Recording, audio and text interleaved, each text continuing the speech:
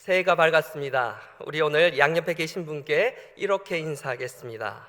2026년 한 해 새 것들이 많이 가지시는 가정들 되시기를 주님의 이름으로 축복합니다.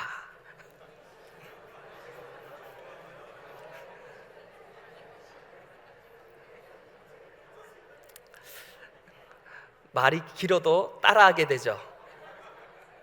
생각만 해도 우리 집안에 새 것들이 많으면, 가져지면 어떻게 됩니까? 행복하죠. 그러나 딱 하나 바뀌지 않아야 할 것이 있습니다. 바로 여러분들의 소중한 얼굴입니다. 특히 여성분들에게는 이만한 은혜가 없을 줄 믿습니다. 2026년 한 해 산소 같은 중앙의 여성분들 되시기를 주님의 이름으로 축원드립니다. 제가 이때까지 설교한 가운데 가장 큰 아멘 소리를 들은 것 같습니다. 앞서 설명드린 대로 우리는 이 땅에서 순간적인 삶을 살아가기에 새로운 해를 맞이하면서 지난 해에 이루지 못했던 것들이 새로워지기를 원합니다. 더 솔직히 말해서 지난해 이루지 못했던 것을 올해는 반드시 이루기를 원한다는 것이죠. 아무런 노력도 하지 않은 채 말입니다. 그리고 이 새 것들 하면 생각나는 것이 무엇입니까? 요즘 우리의 집안에서 가장 비싼 것, 바로 가전제품들입니다. 그래서 가난한 자들은 새해가 되면 올해가 2026년이니까 지난 버전 2025년산 가전제품들이 세일하기를 기다렸다가 새 것으로 마련합니다. 반대로 부자들은 어떻게 할까요?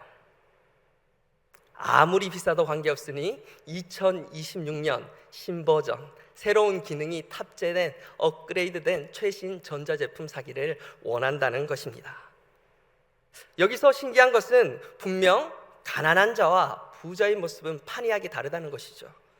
그런데 결국은 자기 분수에 맞는 새 것을 원한다는 똑같은 결론에 다다르게 된다는 것입니다. 이 설교를 준비하면서 지난 1교구 목장 연합 예배를 들었는데 그때 제가 퀴즈를 낸 속담이 떠올랐습니다. 그 속담의 정답이 바로 그 나물의 그 밥이었습니다. 결국에는 부자라 하여도 가난한 자라 하여도 모양은 조금 다르지만 자신이 원하는 새 것을 취하기 위해 살아가는 것이 우리네 인생의 모습일 줄 믿습니다. 그러나 최근에 유행하는 당근마켓이란 어플 잘들 아시죠? 제가 볼 때 이미 날마다 당근 하는 소리와 함께 사실 줄 믿습니다. 그곳에서 새 것 못지않은 가성비 좋은 물건을 득템하는 경우가 많이 있죠. 그럴 때 새 것을 사는 것보다 더 큰 쾌감을 우리는 얻게 됩니다. 즉, 새롭다는 것이 나쁜 것은 아니나 결국은 소비를 촉진하기 위해 만들어진 세상의 화려한 개념이라는 것입니다. 세상의 문화에 소망이 있도록, 그리하여 이 세상에 오래 머물도록 하기 위한 세상의 개념인 것입니다. 이를 깨닫지 못하는 인생이 겪게 될 안타까운 모습을 오늘의 본문 8절은 다음과 같이 설명하고 있습니다. 저희 함께 읽도록 하겠습니다. 8절 말씀입니다. 모든 만물이 피고하다는 것을 사람이 말로 다 할 수는 없나니 눈은 보아도 족함이 없고 귀는 들어도 가득 차지 아니하도다. 아멘. 지난 2019년 그리고 2023년에 중동의 석유 부자 두 사람이 우리나라를 방문하였습니다. 한 분의 이름은 만수르요, 또 다른 한 분의 이름은 빈 살만 사우디아라비아 황태자였습니다. 그때 난리가 났죠.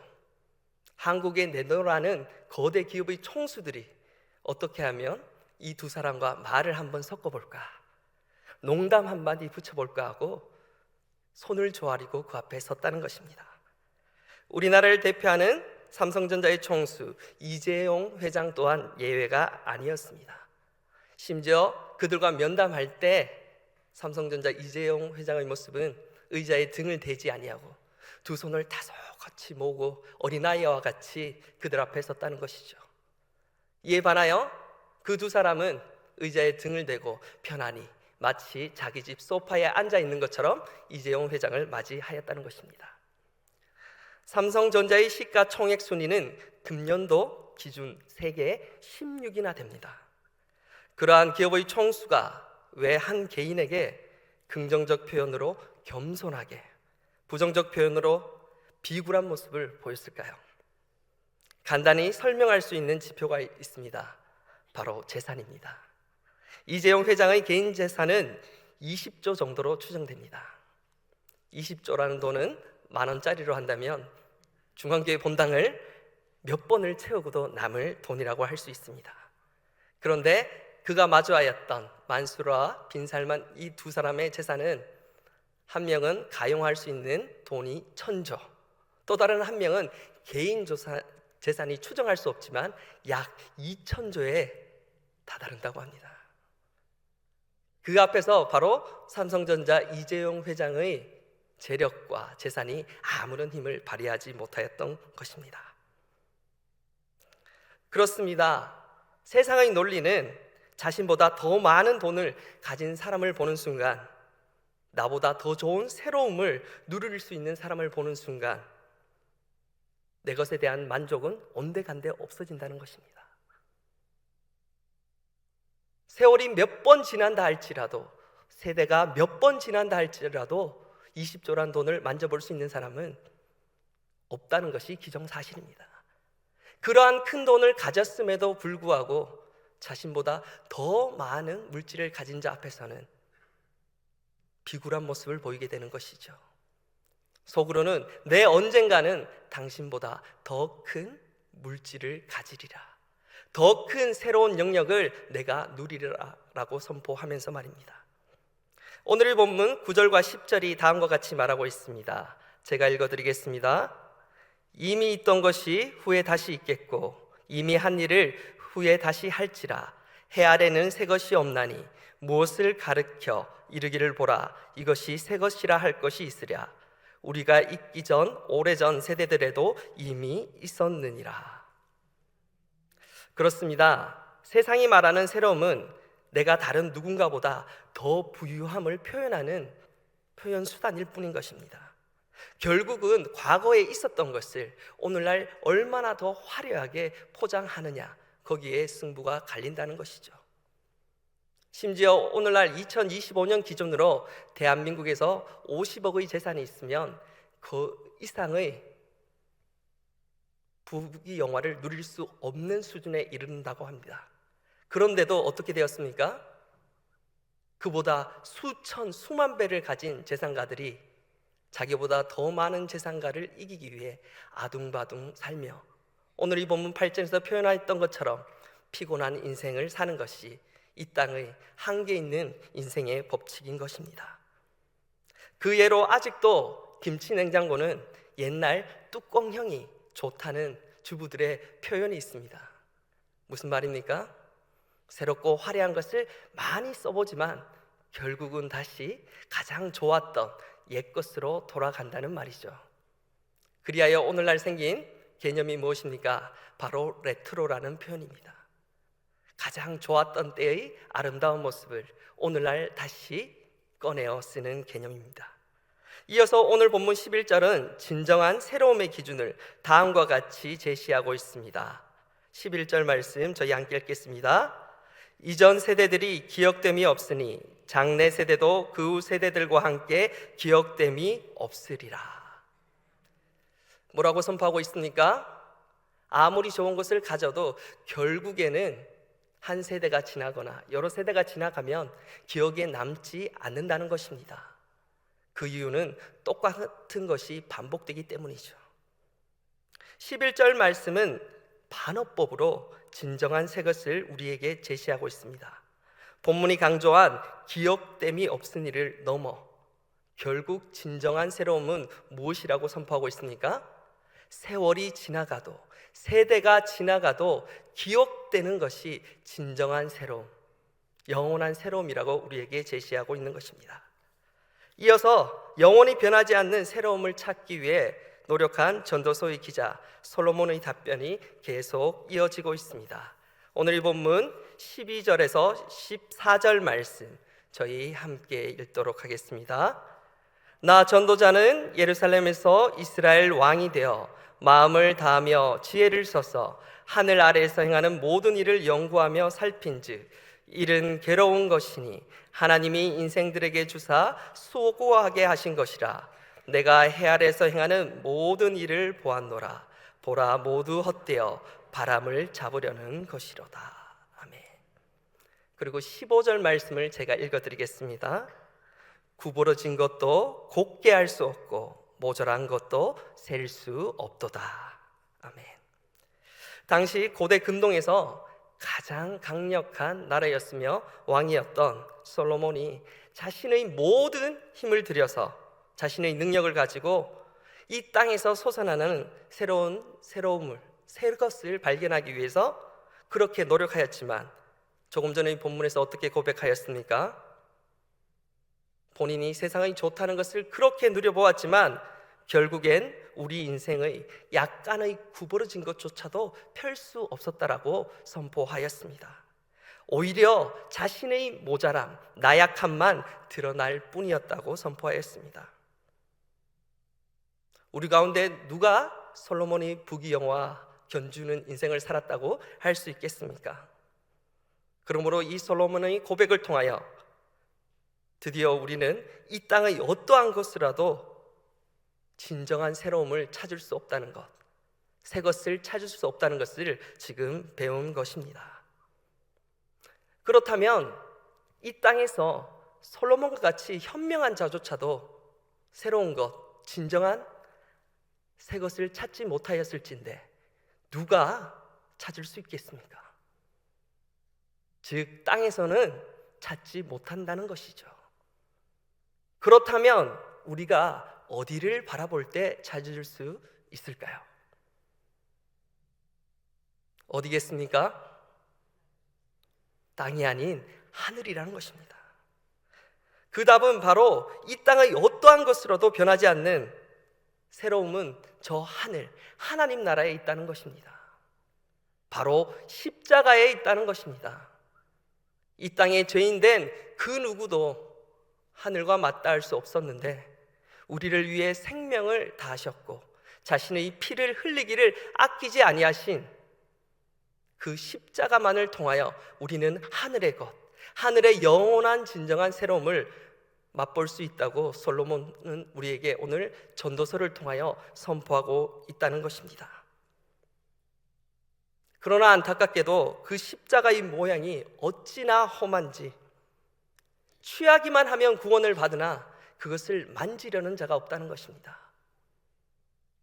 그 십자가를 취하기 위해서는 그 예수님의 피 흘림 위에 우리의 피 흘림 또한 함께 겹쳐져야 하기 때문입니다.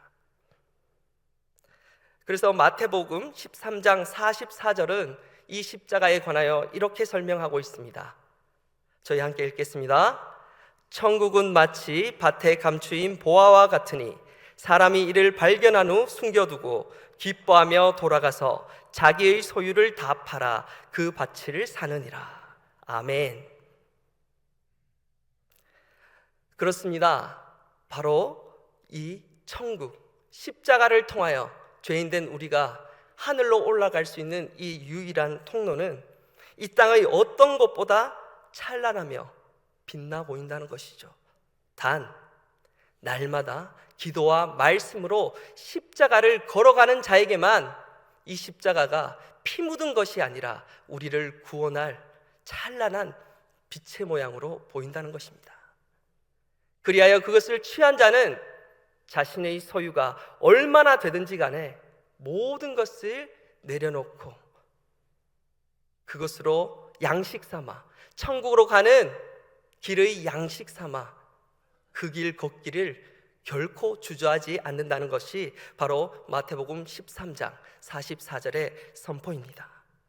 심지어 자신의 모든 것을 내려놓음을 기뻐하며 그 십자가를 선택한다는 것입니다. 오늘 이 자리의 중앙의 성도님들께 묻겠습니다. 아직도 바람과 같은 세상의 새 것으로 사시겠습니까? 왜 대답을 안 하시죠? 아니면 하늘의 것, 영원한 새 것으로 사시겠습니까? 그렇게 대답하실 줄 알았습니다. 그러나 우리는 이 자리에서 결단하여야 됩니다. 분명히 기억해야 합니다. 하늘의 새로움을 만지기 위해서는 우리 손에도 반드시 십자가의 피를 묻혀야 함을 말입니다. 즉 선택하여야 한다는 것입니다. 세상의 화려함인지 십자가의 피인지를 말입니다. 이를 마태복음 13장 51절과 2절에서 정확히 풀이하고 있습니다. 저희 함께 읽도록 하겠습니다. 예수께서 이르시되 그러므로 천국의 제자된 서기관마다 마치 새 것과 옛 것을 그 곳간에서 내오는 집주인과 같으니라. 아멘.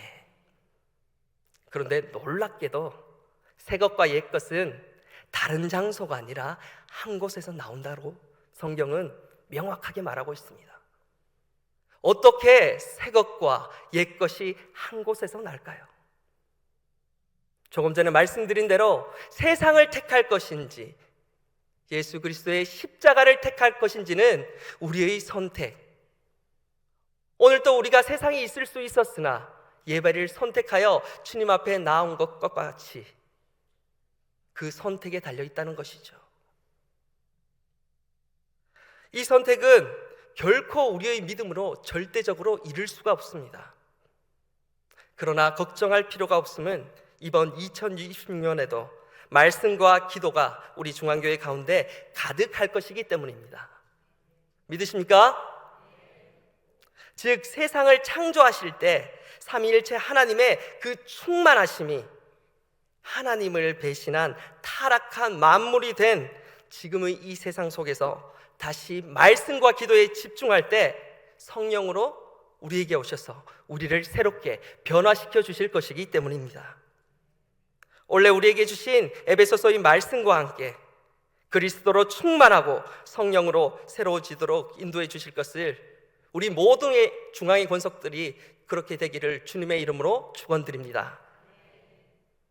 그리고 그 시작이 이미 선포되었음을 기억하시기 바랍니다. 어디에서 시작되었죠? 바로 신년 특별 새벽 기도를 통하여 담임 목사님을 통하여 하나님께서 우리 중앙교회에게 우리가 가져야 될 신앙의 베이직에 관하여 말씀과 기도로 충만하여야 함을 이미 선포하셨다는 것입니다. 아직 이 가운데 참석하지 못하신 분들이 계시다면 남은 절반인 3일의 말씀이 있으니 중앙의 모든 권석들과 지인들 그리고 지난번 일일이 VIP 때 잔치에 초청하였던 그 VIP들까지 함께 데리고 오시기를 바랍니다. 그리하여 모두에게 하늘의 진정한 새 것, 곧 새 예루살렘이 경험되는 신년 특별 새벽 기도를 함께 체험해야 되기 때문입니다. 그러할 것을 우리가 굳게 믿으며 이 2026년 이 중앙교회 승리를 이미 선포하신 줄 믿으며 이 안에 말씀과 기도로 충만한 모든 중앙에 건속되시기를 주님의 이름으로 축원드립니다. 함께 기도하시겠습니다. 사랑의 하나님 감사를 드립니다. 2026년을 또 우리에게 허락하시며 신년 특별 새벽 기도회를 통하여 신앙의 기본을 다시 다지게 하시어 진정한 헝거신 세상 속에서 하늘의 새 것 되게 하시니 감사를 드립니다. 이 영적인 눈을 가지고 이 한 해를 끝까지 완주하기 위하여 특별 새벽 기도에 부어질 말씀을 기름 부어지도록 인도하여 주시고 특별히 차세대들에게 행해지는 안수 기도를 통하여 중앙의 온 세대들이 연합하여 진정한 하늘의 새로움을 맛보는 자리가 되게 하시며 마침내 예수 그리스도의 보혈만을 세상에 자랑하는 2026년 되도록 우리 중앙교회를 인도하여 주옵소서. 이 모든 것을 이미 이루셨으며 이를 위해 십자가를 지신 예수 그리스도의 이름으로 기도드립니다.